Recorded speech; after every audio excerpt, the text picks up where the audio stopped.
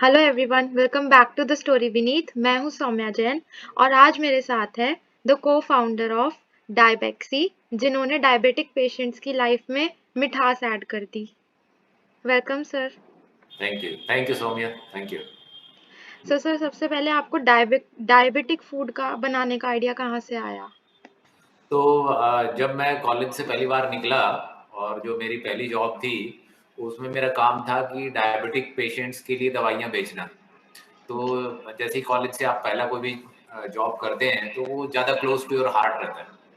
तो जब मैंने डायबिटिक पेशेंट की बहुत क्लोज़ली मिलके काम किया डॉक्टर्स के साथ, नर्सेस के साथ और बहुत सारे डायबिटीज़ के कैंप भी लगाए, तो मुझे लगा कि डायबिटीज़ एक बहुत बड़ी प्रॉब्लम है and we really need the solution and drugs were not the solution. मतलब दवाइयों से प्रॉब्लम खत्म तो क्या कुछ घट भी नहीं रही थी, इनफैक्ट बढ़ती जाती थी। हर साल कुछ ना कुछ डायबिटीज़ के फील्ड में उसको प्रॉब्लम होती रहती थी। तो मुझे लगा कि कुछ ऐसा इनोवेटिव सॉल्यूशन की ज़रूरत है कि जो डायबिटिक है वो नॉन डायबिटिक बन जाए। तो मैंने इसी पे काम किया और अराउंड 15 साल लगे मुझे इस फील्ड में कुछ सॉल्यूशन ढूँढने के लिए, पर मैंने सॉल्यूशन ढूँढ लिया। Great sir. तो सर डायबिटीज से रिलेटेड कॉमन मिथ्स होते हैं कुछ, तो सर वो कौन से मिथ्स होते हैं और वो क्या सिर्फ मिथ्स ही होते हैं या एक्चुअली में भी कुछ उनका रिलेशन होता है डायबिटीज से? जी। जैसे लोग सोचते हैं कि डायबिटीज एक हेरिडिटरी है, तो क्या सर डायबिटीज हेरिडिटरी होती है? और जी। ऐसे कुछ मिथ्स। देखिए अगर हेरिडिटरी की हम बात करें तो वो डायबिटीज़ हेरिडिटरी होती है but only 5% of the cases. Okay. 95% of the cases it is lifestyle based. तो जो आदमी डायबिटिक है वो खुद उसके लिए ज़िम्मेदार है, कोई और ज़िम्मेदार नहीं है। तो इस बात को ये कह के पीछा छुड़ा लेना कि मैं डायबिटिक हूँ क्योंकि मेरे पेरेंट्स की जीन्स हैं, तो वैसा नहीं है। वो सिर्फ़ 5% केसेस हैं, तो आदमी अपनी ज़िम्मेदारी ले कि डायबिटीज़ मेरे कारण है। और जब आदमी ज़िम्मेदारी ले ले कि डायबिटीज़ मेरे कारण है, तो इसका मतलब वो पावरफुल है और जो उसकी पावर है, वो अब उसको रिवर्सल में यूज़ कर सकता है। और जो मिथ है, जो सबसे बड़ा मिथ है, जो सिर्फ़ जनरल पब्लिक में नहीं, जो मेडिकल कम्युनिटी में भी है, वो ये है कि हमने बचपन से सुना है कि इंसुलिन की कमी से डायबिटीज़ होती है। यस। ठीक है? हमें बचपन से यही पढ़ाया गया, मेडिकल कॉलेज में यही पढ़ाया जाता है कि इंसुलिन की कमी से डायबिटीज़ होती है। Yes sir, exactly. हाँ, लेकिन ऐसा नहीं है। ये 100 साल पुरानी बात है। तो उसको उस इसको हम कहते हैं old theory of diabetes and the new theory of diabetes. Okay sir. तो हम दोनों थ्योरीज़ को पहले समझते हैं ताकि हमें क्लैरिटी हो जाए कि ओल्ड थ्योरी क्या थी। तो आज से 100 साल पहले 1923 में बेंटिंग और बेस्ट जो साइंटिस्ट थे जिन्हें नोबेल प्राइज़ मिला इंसुलिन की डिस्कवरी के लिए, तो उन्होंने एक थ्योरी दी थी कि भई इंसुलिन की कमी से डायबिटीज़ होती है। तो वो कैसे उन्होंने प्रूव किया कि एक डायबिटिक पेशेंट था और उसको ब्लड शुगर बहुत हाई था, उन्होंने इंसुलिन का इंजेक्शन दिया और उससे उसका ब्लड शुगर लेवल नीचे आ गया। तो उस समय उन्होंने कहा कि भई ये जो पेशेंट था, इसकी बॉडी में इंसुलिन की कमी थी और उसका प्रूफ ये है कि इंसुलिन का इंजेक्शन लगाने से इसका ब्लड शुगर नीचे आ गया, तो हेंस प्रूफ। अच्छा, उस समय सिर्फ़ ब्लड शुगर नापने का मेथड अवेलेबल था, इंसुलिन नापने का मेथड अवेलेबल नहीं था। ये प्रूव हो गया जी इंसुलिन की कमी से डायबिटीज़ होती है 1923 में, तो अब ट्रीटमेंट क्या भई इंसुलिन की कमी है तो ऐसा मेथड करो कि भई इंसुलिन बढ़ाने का। तो पहले इंसुलिन के इंजेक्शन थे, फिर 1950-60 के आस-पास टैबलेट आ गई इंसुलिन बढ़ाने वाली। अच्छा जी, 1975 में जाके पहली बार मेथड आया जिसने इंसुलिन को टेस्ट किया ह्यूमन बॉडी में। 1975 में मेथड आया और डायबिटिक पेशेंट का अब इंसुलिन चेक किया गया क्योंकि अब हमारे पास मेथड अवेलेबल था। तो ये तो गज़ब हो गया। मतलब 90% डायबिटिक पेशेंट में इंसुलिन की कमी थी नहीं, सिर्फ 10% लोगों में थी। तो ये क्या हो गया भई? ये तो बड़ी गड़बड़ हो गई। हम तो 50 साल से यही सोचे आ रहे थे कि भई इंसुलिन की कमी से डायबिटीज़ होती है। Yes sir, exactly. तो अब भाई इसको क्या करें? तो उन्होंने कहा जी हम एक काम करते हैं कि इसको 2 कर देते हैं, एक टाइप 1 डायबिटीज़, एक टाइप 2। भाई टाइप 1 इंसुलिन की कमी से होती है और जो टाइप 2 है वो कुछ और होता है वो मतलब वो गोल-मोल कर दिया कुछ नहीं कुछ नहीं समझ में आया।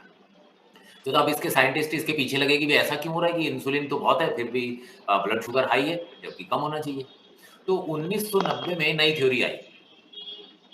और वो थी न्यू थ्योरी ऑफ डायबिटीज, और उन्होंने कहा कि सिर्फ 10% केसेस में इंसुलिन की कमी से डायबिटीज होती है, 90% केसेस में इंसुलिन एक्सेस में होता है, टू मच ऑफ इंसुलिन। तो वो ओके। इंसुलिन रेजिस्टेंस के कारण डायबिटीज होती है, और insulin resistance is a temporary phenomena, it can be reversed. Means that diabetes can be reversed. Yes, क्योंकि परमानेंट है ही नहीं। तो इसको नाम दिया गया ग्लूकोज इंटॉलरेंस। Okay sir. तो ये जो टाइप 2 डायबिटीज है, एक्चुअली डायबिटीज नहीं है, ग्लूकोज इंटॉलरेंस है। तो मतलब जितना आप ग्लूकोज खा रहे हैं आपकी बॉडी हैंडल नहीं कर पा रही, तो ब्लड में घूम रहा है। Okay sir. और ये ग्लूकोज कहाँ से आ रहा है? जो हम खाना खाते हैं उससे। ठीक है, तो यहाँ जो ओल्ड थ्योरी और न्यू थ्योरी ऑफ डायबिटीज, अब आगे देखो 1990 में, आज है 2023, तो 30 साल से ज्यादा हो गए। तो पर अभी भी अगर मेडिकल कम्युनिटी में आप जाके देखेंगे तो पता है लोगों को इंसुलिन रेजिस्टेंस, लेकिन ट्रीटमेंट अभी भी क्या हो रहा है? Insulin injection. इंसुलिन वाली दवाइयां, इंसुलिन के इंजेक्शन। तो जो माइंडसेट है वो पेशेंट का बाद में, डॉक्टर का पहले चेंज करने की जरूरत है। Okay sir. तो सर जैसे ऑलरेडी बहुत सारे ब्रांड्स ऐसे हैं जो डायबिटिक फूड में और डायबिटिक चीज़ों में डील करते हैं, तो सर उनसे कंपटीशन कैसे करेगा डायबेक्सी? क्या यूएसपी क्या है सर न्यू? हम काम करते हैं न्यू थ्योरी ऑफ डायबिटीज पे, और इसीलिए मैंने बुक भी लिखी है न्यू थ्योरी ऑफ डायबिटीज। तो थॉट प्रोसेस डिफरेंट है। जनरली जो डायबिटिक फूड प्रोडक्ट अवेलेबल है, that's why Diabexy came into the existence, कि सब लोग इस थ्योरी पे काम करते हैं कि लो फैट खाना चाहिए आदमी को। डायबिटीज में लो फैट खाए, घी जी तेल सर। नहीं खाए। पर घी खाने से तो ब्लड शुगर बढ़ता ही नहीं, और डायबिटीज की प्रॉब्लम है ब्लड शुगर। तो ये क्या तरीका हुआ? जब ब्लड शुगर बढ़ाता ही नहीं घी, तो घी क्यों ना खाए? तो ब्लड शुगर, देखिए 3 फूड कंपोनेंट है। आप साइंस स्टूडेंट है? नहीं सर, मैं तो कॉमर्स स्टूडेंट हूँ। ठीक है, बहुत बढ़िया, आप 3 चीजें समझते हैं। देखो फूड में ना मैक्रो न्यूट्रिएंट, माइक्रो न्यूट्रिएंट ये सब होते हैं। तो मेनली क्या होगा, मतलब सिंपल आदमी भाई, किसी भी फूड में कुछ फैट हो सकता है, कुछ प्रोटीन हो सकता है, कुछ कार्बोहाइड्रेट हो सकता है, कुछ विटामिन, मिनरल और कुछ वाटर हो सकता है। यही पॉसिबिलिटी है किसी भी फूड में होने की। Yes yes sir. तो ना तो पानी ब्लड शुगर बढ़ाता है, ना विटामिन मिनरल बढ़ाते, ना प्रोटीन बढ़ाता, ना फैट बढ़ाता। सिर्फ एक कंपोनेंट है जो बॉडी में जाके शुगर में कन्वर्ट होता है, वो है कार्बोहाइड्रेट। कार्बोहाइड्रेट, ओके सिर्फ सर। एक ही कंपोनेंट है। तो अगर ब्लड शुगर बढ़ा हुआ है तो किसे पकड़े हम? कार्बोहाइड्रेट। तो अगर हमें डायबिटिक के लिए फूड प्रोडक्ट बनाता है तो उसका कार्बोहाइड्रेट कंटेंट कम होना चाहिए। तो ये बहुत बेसिक लेवल की नॉलेज हो गई। इसको हायर लेवल की नॉलेज में हम लेके जाते हैं तो हम कहते हैं हर एक फूड का एक ग्लाइसेमिक लोड होता है। तो कौन सा फूड खाने से कितना ब्लड शुगर लेवल बढ़ेगा, ये उस फूड का ग्लाइसेमिक लोड होता है। तो हमें क्या देखना है जब हम डायबिटिक पेशेंट के लिए फूड की प्लानिंग करें, कि इसे ऐसा खाना दें जिसका ग्लाइसेमिक लोड कम हो। Okay sir. तो जो ग्लाइसेमिक लोड है वो एक क्राइटेरिया है। तो जो डायबेक्सी है ग्लाइसेमिक लोड पे काम करता है। जैसे हम डायबेक्सी आटा बनाते हैं, तो गेहूं के आटे का ग्लाइसेमिक लोड है 50, और डायबेक्सी आटे की ग्लाइसेमिक लोड जो कैलकुलेटेड है वो है सिर्फ 7। तो डिफरेंस देख रहे हैं ना, कहाँ 7 और कहाँ 50। Yes sir. तो इसलिए जो diabetic, we are not competing, even we are inviting companies कि भैया आप इस फील्ड में आओ, अवेयरनेस फैलाओ। क्योंकि हमारा मिशन है हिंदुस्तान से डायबिटीज को भगाना। और हमें नहीं लगता कि हम अकेले भगा पाएंगे, हमें लगता है 10 आदमी और आ जाएं, बड़ी कंपनीज और आ जाएं इसमें, और वो हेल्प करें। क्योंकि ultimately our country needs to win.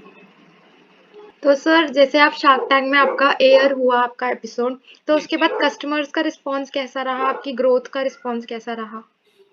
Growth बहुत अच्छी रही। मतलब देखिए मेरी ग्रोथ शुरू हुई कि जब लॉकडाउन के समय सब लोग घर पे बैठे हुए थे, तब मैंने ये बैठे हुए एक बुक लिखी, ये न्यू थ्योरी ऑफ डायबिटीज। तो मैंने अवेयरनेस क्रिएट करना शुरू किया अपने यूट्यूब चैनल के थ्रू, डायबेक्सी यूट्यूब चैनल के थ्रू, और लोग आने लगे, और लाखों लोग जुड़ गए। अभी 4 लाख डायबिटिक पेशेंट हमसे जुड़े हुए हैं।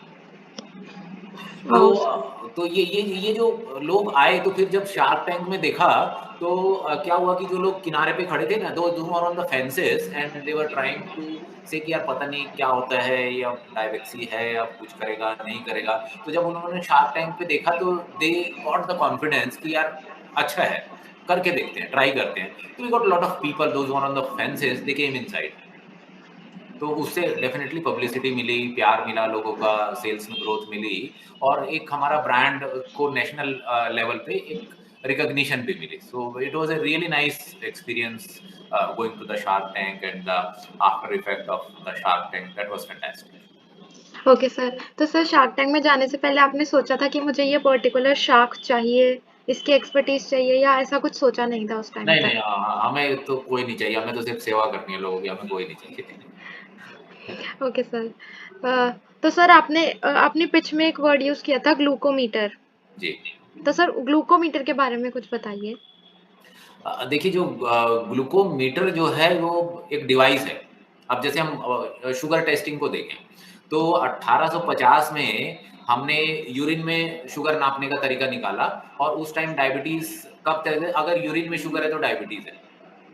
तो अब यूरिन में शुगर कब आती है, जब आपका ब्लड शुगर लेवल 180 मिलीग्राम पर डेसीलिटर से ऊपर जाता है.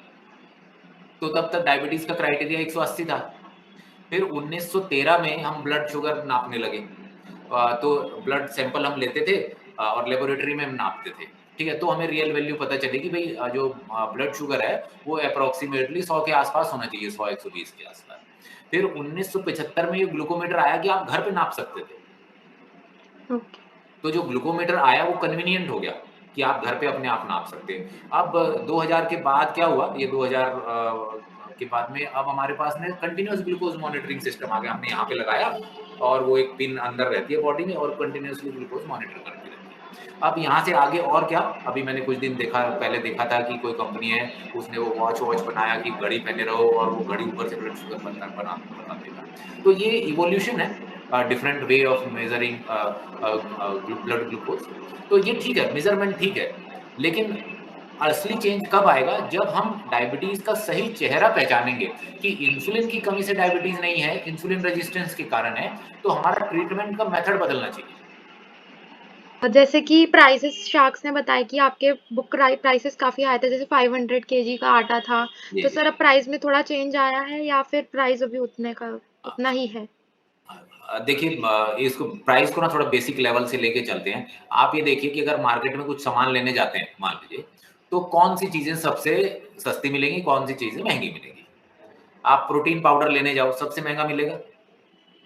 आप तेल लेने जाओ, तो तेल कोई भी आपको 125 150 रुपए लीटर से तेल नहीं मिलेगा कम. Yes protein sir. पाउडर सस्ता वाला भी लोगे तो 2000 3000 रुपए किलो से कम नहीं मिलेगा. मैदा क्या रेट मिलेगा, 40 रुपए किलो. इंफीरियर क्वालिटी लो price, superior quality high Yes. Price. तो इसमें क्या है, अब इसको टेक्निकली समझते हैं कि जो कार्बोहाइड्रेट शुगर वाली चीजें, देखिए मैदा और चीनी 40 रुपए किलो मिल जाएगा आपको एवरेज. तो उसका जो प्रोडक्ट बनेगा वो भी 40-50 रुपए, 70-80 रुपए, 100 रुपए किलो मिल जाएगा आपको, मान लीजिए. अच्छा, हम जो आटा जैसे डायबेक्सी आटा यूज करते हैं तो उसमें नट्स और सीड्स यूज करते हैं. अब बादाम क्या भाव है जी, 1000 रुपए किलो. हाँ, यस है ना, सर। मूंगफली क्या भाव है जी, 200-250 रुपए किलो. तो जब आपका रॉ मटेरियल डिफरेंट होता है तो प्रोडक्ट की प्राइसिंग भी डिफरेंट होती है.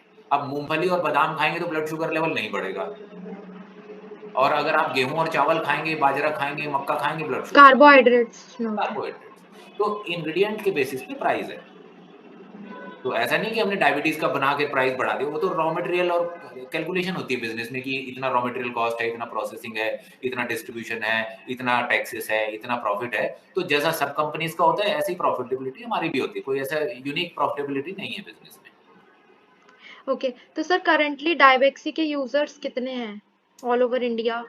ऑल ओवर जैसे हमसे 4 लाख लोग जुड़े हुए हैं जो एजुकेशनल प्रोग्राम ले रहे हैं, या वो अपने घर पे कुछ फॉलो कर रहे हैं, या कुछ प्रोडक्ट भी परचेज करते हैं. तो और 4 लाख से ज़्यादा लोग हमसे जुड़े हुए हैं. Thank you so much sir. Sir काफ़ी नॉलेज मिली डायबिटीज़ के बारे में भी, डायबेक्सी के बारे में भी। जी, thank thank you so much sir. It was such a knowledgeable session. You very much.